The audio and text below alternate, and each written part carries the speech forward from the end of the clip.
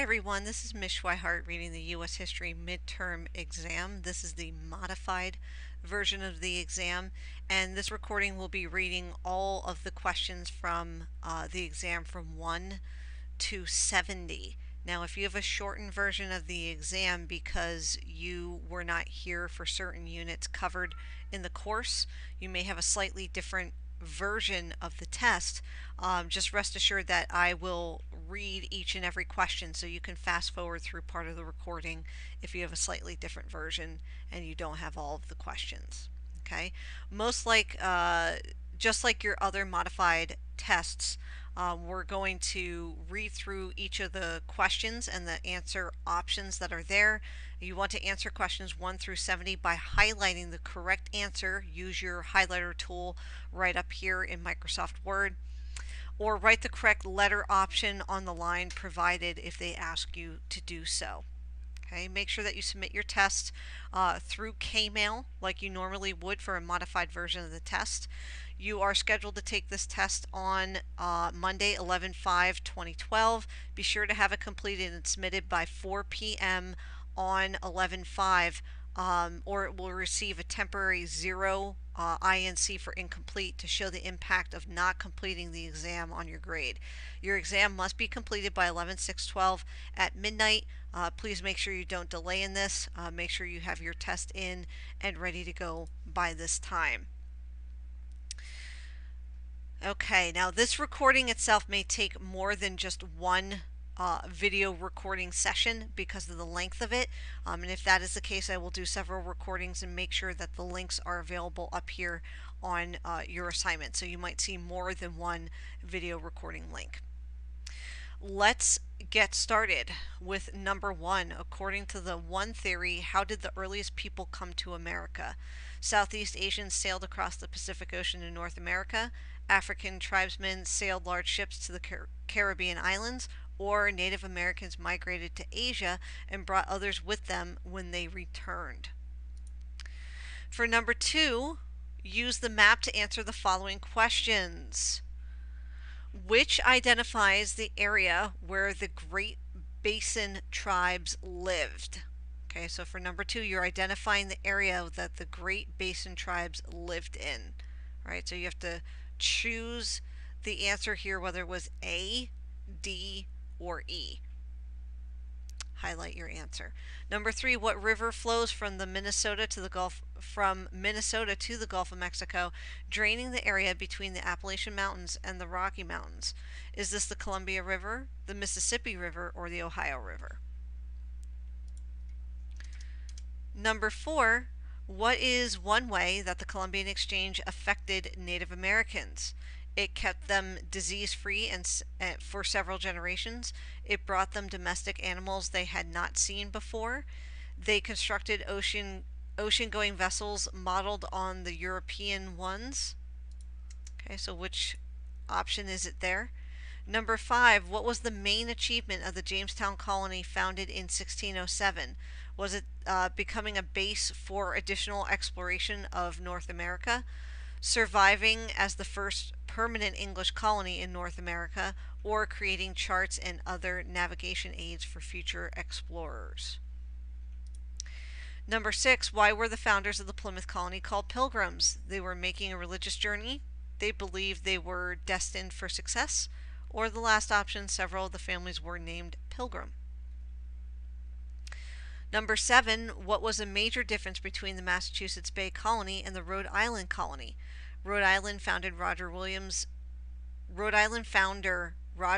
believed in religious toleration. The majority of Rhode Island colonists had been born in America. Massachusetts Bay founder John Winthrop encouraged religious diversity. Number 8, what was one result of the Sugar Act, the Quartering Act, and the Stamp Act in the period following the French and Indian War? They raised additional revenues for both the British and the colonies. They helped keep the French from resuming the fighting, or they contributed to a growing tension between Britain and the colonies. Number 9, which best explains the British argument for taxing the American colonists? They thought Americans should contribute to Britain's cost for American defense. They believed all colonies should contribute to British colonization costs. They thought Americans had a duty to support the mother country.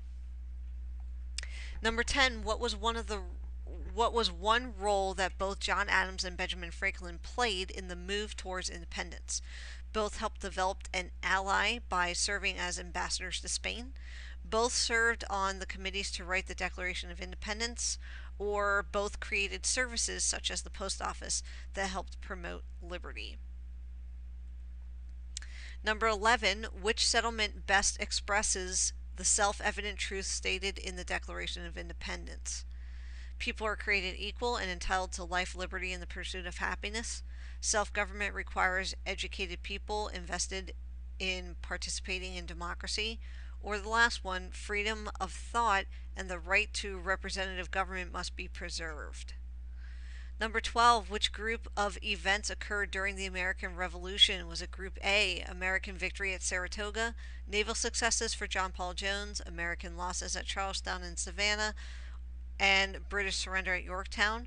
Or was it Group B, the First Continental Congress convened, shots fired at Independence Hall, and the British treaty with the Hessians? Now remember, whichever group that you choose here needs to occur during the actual time of the American Revolutionary War. So once war was declared. Number 13, what impressed soldiers most about George Washington's leadership during the Revolutionary War? He allowed troops to be quartered at Mount Vernon, he endured the same hardships as his men, or he met regularly with British commanders to end the war. Number 14, what measure passed under the Articles of Confederation addressed slavery and established a process for statehood? The Bill of Rights, the Connecticut Compromise, or the Northwest Ordinance of 1787? What did James Madison expect the Constitutional Convention to do? Follow the model provided by the Virginia legislature, replace the Articles of Confederation, consult with French scholar Montesquieu to resolve questions about the nature of government. Number 16, which statement about the U.S. Constitution is true? It is the longest lived plan for representative government in history. It is modeled on the Magna Carta, the world's oldest effective plan for representative government. It was Thomas Jefferson's masterpiece. Number 17, what documents did John Jay, Alexander Hamilton, and James Madison write to persuade people to adopt the new Constitution? Was it the Constitutional Communications, the Declaration of Constitutional Issues, or the Federalist Papers? Number 18, which of the following is not a responsibility of the executive branch of government? The veto bill, or the power to veto a bill, declare laws unconstitutional, or name federal judges. Number 19, what was George Washington's belief about U.S. foreign policy? It would be important to establish an alliance with England. The United States should remain neutral. The United States should form a strong alliance with France. Number 20, what acquisition doubled the size of the United States and offered control of the Mississippi River? The Lewis and Clark Expedition, the Louisiana Purchase, or the Missouri Compromise? Number 21, which party believed there should be a strong federal government? The Anti-Federalists, the Federalists, or the Democratic Republicans? What part of the Constitution guarantees individual and other freedoms and protections?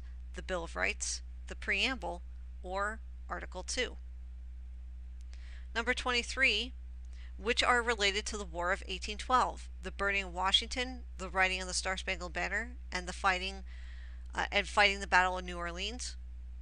Was it the signing a treaty with Canada, creating a national bank, and increasing the size of Congress?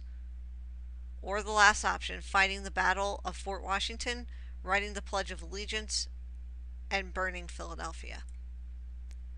Number 24, which phrase describes the period following the War of 1812 in the United States? A time of foreign alliance and naval growth, an era of nationalism and economic growth, or an era of political turmoil and Native American unrest. What was John Marshall's main role in the development of the United States? He served as Commander in Chief following George Washington. He was the first Speaker of the House of Representatives, or he served as Chief Justice of the Supreme Court for almost 35 years.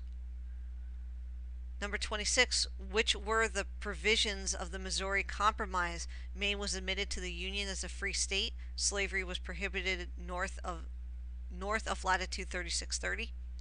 Maine and Missouri were admitted to the Union and allowed to vote regarding allowing slavery. Both Maine and Missouri were admitted to the Union as slave states. Number 27, what message stated that European colonization in the Americas would not be tolerated? The Jefferson Tenets, the Monroe Doctrine, or the North and South America Acts?